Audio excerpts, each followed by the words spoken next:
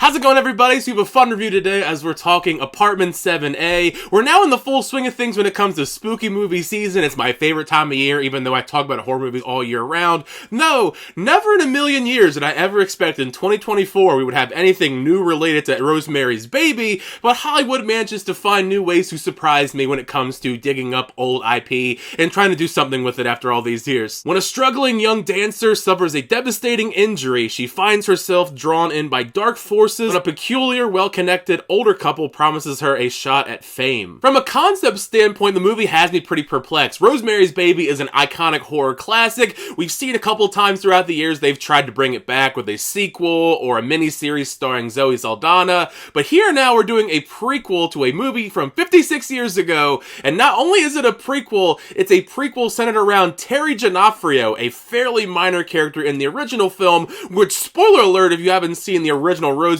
Baby, she dies after like 2 or 3 scenes, and now we're gonna have a whole movie centered around her adventure before Rosemary ever got to the Branford, and we already know what her fate's going to be based off of Rosemary's Baby. Nevertheless, I still wanted to give this a chance because I had similar feelings towards The First Omen back when that came out a few months ago, and then I ended up loving the movie. I don't know what it is this year about 2024 between The First Omen, Apartment 7A, and Immaculate, but it seems to be for some reason a big year for Baby Antichrist in cinema. For what it's worth, there's more promise within the premise of Apartment 7A than I anticipated. There's an eerie subtlety that creeps throughout the deeper the story goes, following Terry's unfortunate luck before even entering the Branford. From the very opening of the film, it's established that she's a struggling dancer who's desperate and down on her luck, hoping to get her big break, unfortunately leading her to cross paths and then going and living with the Kazovitz. Detail I did notice from the get-go that they changed around from the original, because in the original film, she said that she's literally staying with the Kazovitz. Now she's in the apartment that Rosemary is eventually going to be staying in, and that's another thing they changed from Rosemary's Baby, because they said Mrs. Gardenia was living there, who surprisingly makes a pretty wild appearance in this, along with Dr. Saperstein. The usage of Terry's background in dance is one of the things I liked a lot about the film's premise, and how it fueled Terry's story from a character arc standpoint, but also one from horror. There's a great sequence where Terry delves into her backstory for why she loves dance as an escape from her trauma that really does endear you more towards her as the protagonist. On that note, I also was very impressed with the overall dancing in this. I didn't realize Julia Garner was such a great dancer. There are quite a few dance numbers throughout the film, very much in the vein of Black Swan and Suspiria. You can definitely see the influences on the screen. It's inevitable but unfortunate because it is one of the main cruxes of Rosemary's Baby that we have to see an assault by the devil to fuel the overarching storyline, but the usage of elaborate, surreal set imagery within a musical number to accompany it adds an overall creepy spin to the sequence. It's one of the more creative sequences in the entire film, along with a big dance number that Terry has towards the very end of the film. A large amount of my praise for sure has to go to the overall main cast of the film, because I think for the most part they did a pretty solid job, even with the limited range of material that they're given. Given the fact that Terry D'Onofrio didn't get a whole lot of material to work with in Rosemary's Baby, I think that did work to Julia Garner's benefit, doing a really good job molding Terry into a pretty naive yet sympathetic protagonist, someone who at first willingly overlooks the red flags presented getting closer to the Kazovitz due to it benefiting her, only to then truly realize the horrific situation she's put herself in as we spend the latter half of the film with her trying her best to prevent everything. While I don't think anybody could top Ruth Gordon's Oscar-winning performance as Minnie Kazovitz in the original, Diane Wiest, she's an Academy Award-winning actress too, and I think she steps into this role in a pretty solid fashion. More or less, she does a nice job emulating the performance that Ruth Gordon gave back in the original as Minnie. The sweet, unassuming, friendly facade that she has while she's trying to lure Terry into her grasp, then on a dime she can switch into just being a completely evil individual. Prequels always are a tricky thing, considering most often you have a general sense of the outcome already, so you just have to hope that the gaps it fills in are satisfying. And I feel like when it comes to that in Apartment 7A, it is sort of a mixed affair. A lot of the overall elements to the film that I enjoyed the most revolving around Terry,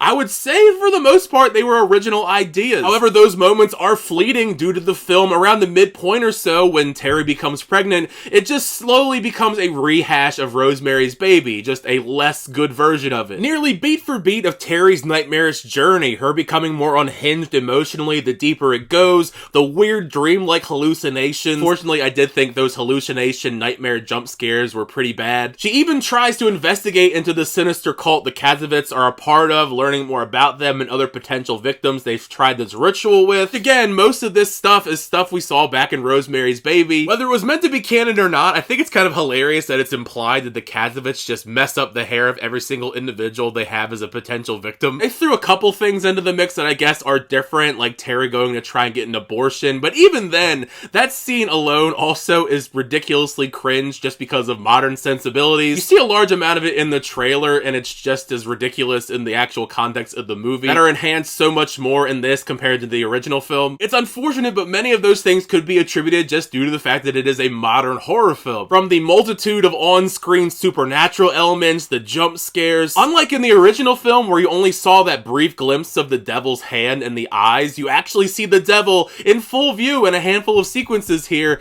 and I personally did not like the design of the devil. It very much felt like something you would see at a haunted house attraction or a Spirit Halloween kind of situation. I don't know why this interpretation of the devil, he's sparkly, it looks like he's covered in glass and glitter. Then of course there is the Rosemary's Baby factor in all of this. Due to some of the things that they change in the story, it doesn't even feel like a very natural fit. Like, it's not like you could just watch this back to back and it would fit seamlessly. I mean, between the Mrs. Gardenia situation and the living arrangements, there's some sequences in here that try to tie in Rosemary in some shape or form, but at the end of the day, it makes you question why Terry, if she had this whole horrible adventure, she didn't ever try and say anything to Rosemary before she died. And with us already going into this knowing that she dies, you can imagine the stakes are pretty low. And besides that point, and the way that they do tie it into Rosemary's Baby, even the end of this feels very much just like a rehash of Rosemary's Baby, so it's incredibly frustrating. It's difficult because I feel like a lot of people will have a different experience if for some reason you watch this before Rosemary's Baby, but at the end of the day, I have no clue what the audience is for this movie unless you're a big fan of Rosemary's Baby. The marketing itself for the movie is kind of a mess. I mean, the movie's called Apartment 7A, so unless you're really in the know, you probably wouldn't know it's a prequel to Rosemary's Baby. But yeah, overall, Apartment 7A is kind of a complicated film. When the film tries to explore new ideas and tries to have its own identity, I think that's when the film is at its strongest.